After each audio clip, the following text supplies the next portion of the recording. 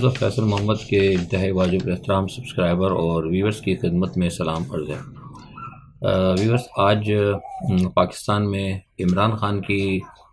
जो ज़मानतें थीं और जो उनके मुकदमे के इखराज के हवाले से जो फ़ैसले होने थे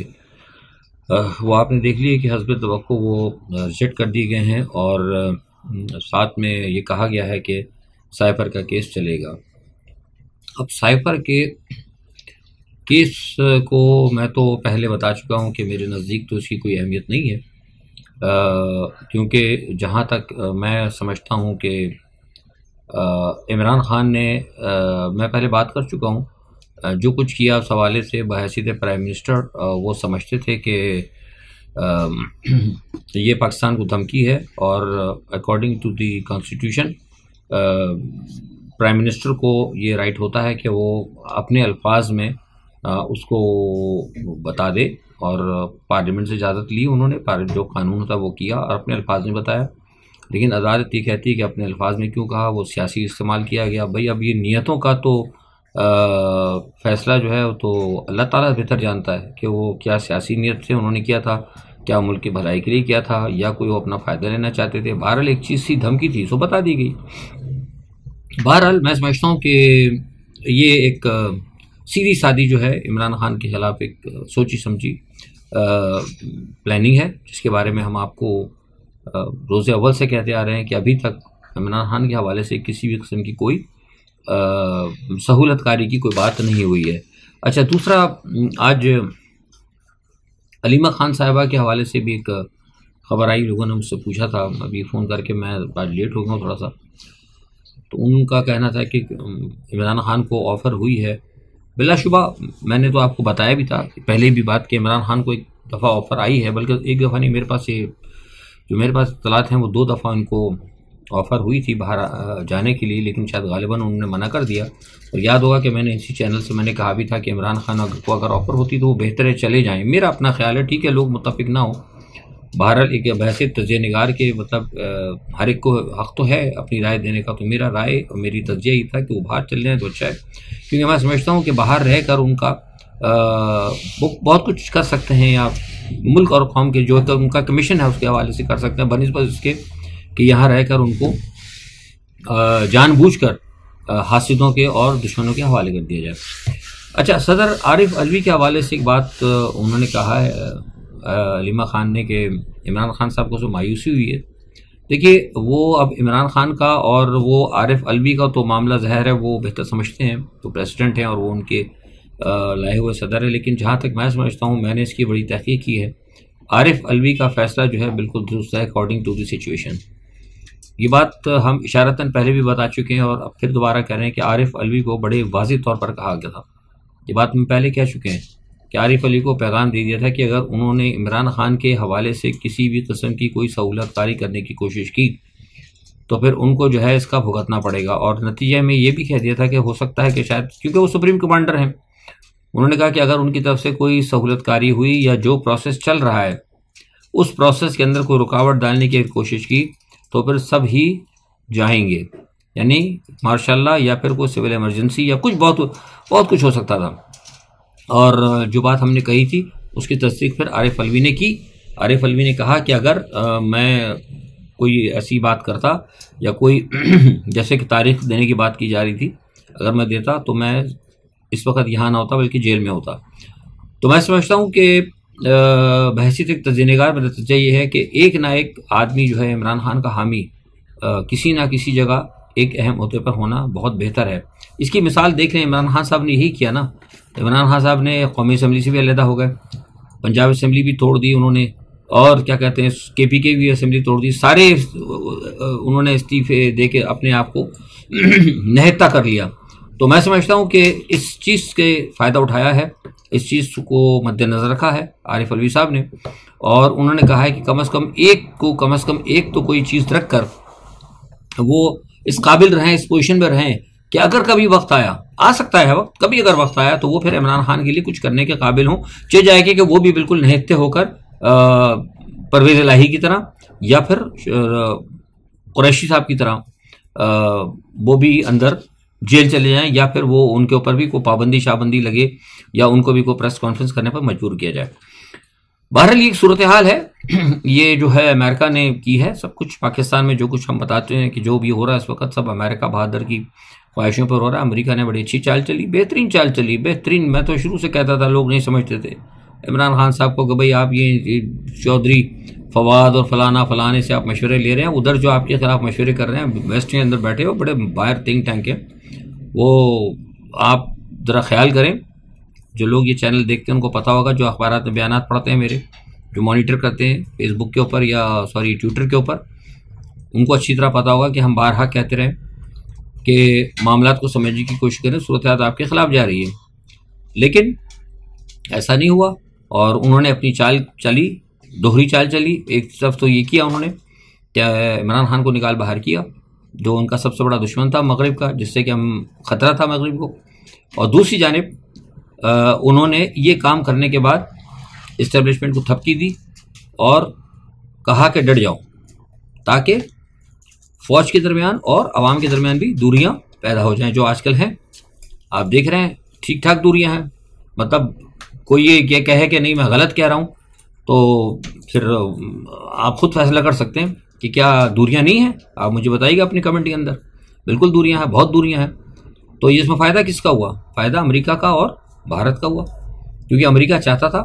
कि पाकिस्तान के अंदर उसके ज़्यादा से ज़्यादा उसके इंटरेस्ट की हिफाजत की जाए, उसके इंटरेस्ट की बात की जाए, उसके साथ खड़ा हुआ जाए, और जो सबसे बड़ा हलीफ उसका यहाँ पर है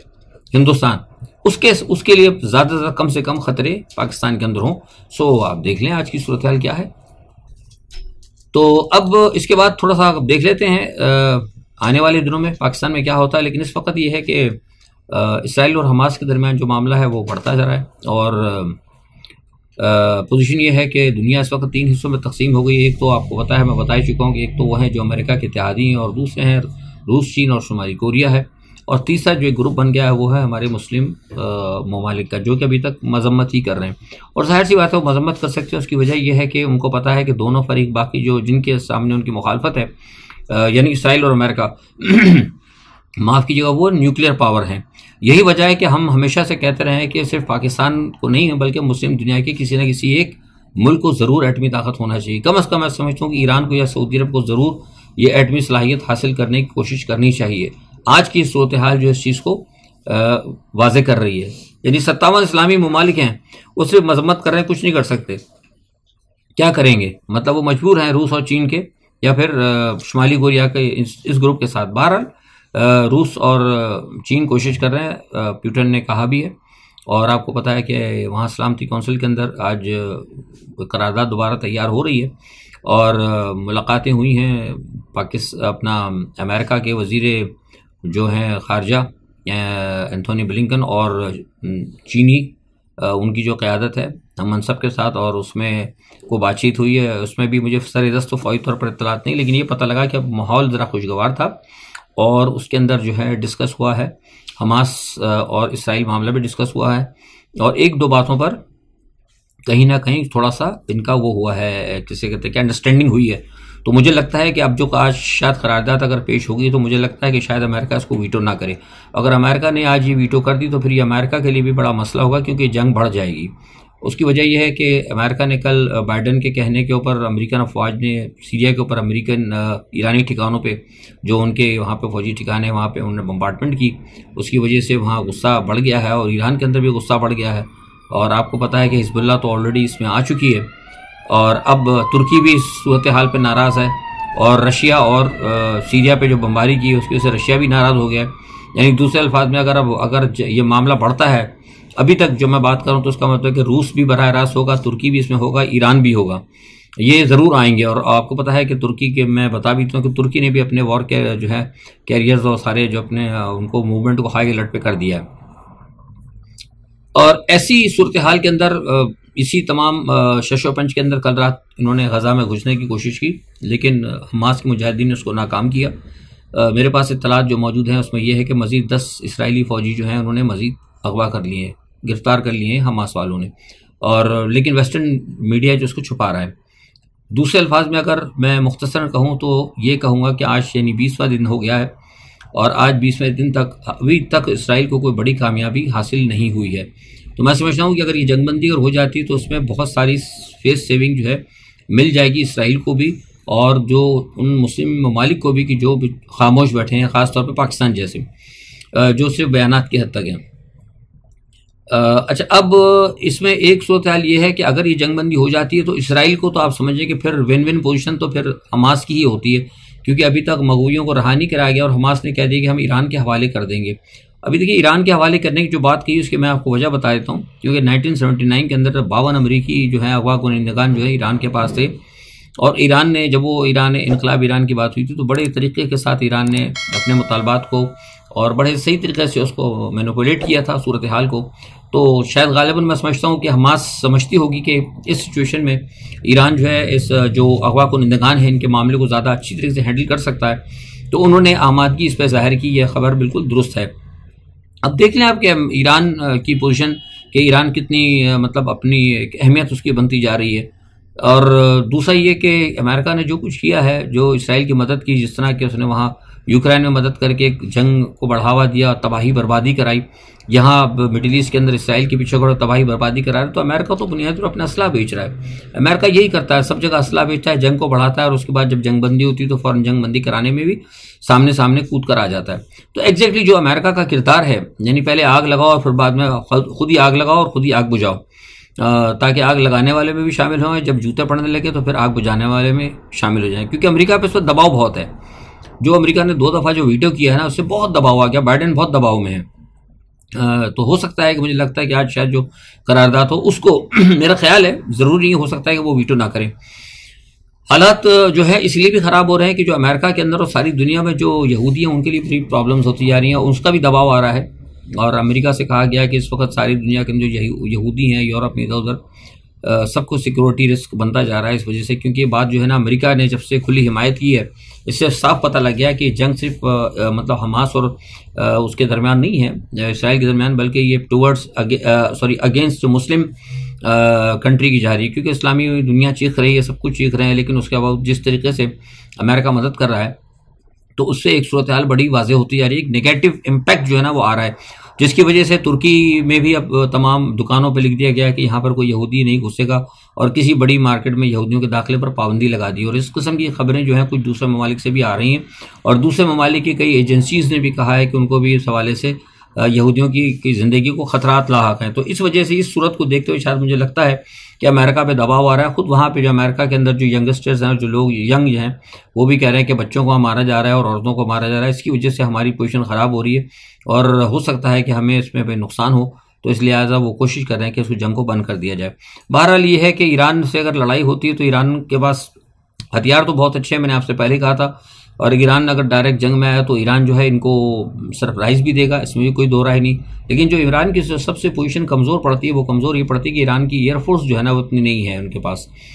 इस वजह से जो है ये मामला थोड़ा सा गड़बड़ होगा। बहरहाल देखें जो सूरत हाल है, इस वक्त जंग बढ़ रही है, आज सलामती कौंसिल की करारदाद में क्या फ़ैसले होते हैं उसके बाद देखेंगे। लेकिन इस वक्त सूरत हाल जो जंग है वो जंग अभी तक बढ़ रही है, और उम्मीद है कि शायद मैं करता हूँ कि शायद आज जो सलामती कौंसिल की जो अगर इजलास ख़त्म होगा उसके बाद शायद हो सकता है इस जंग का जो है ना कुछ अभी सूरत हाल सामने आएगी। आज के लिए इतना ही। अपना बहुत ख्याल रखिएगा। अल्लाह हाफ़िज़।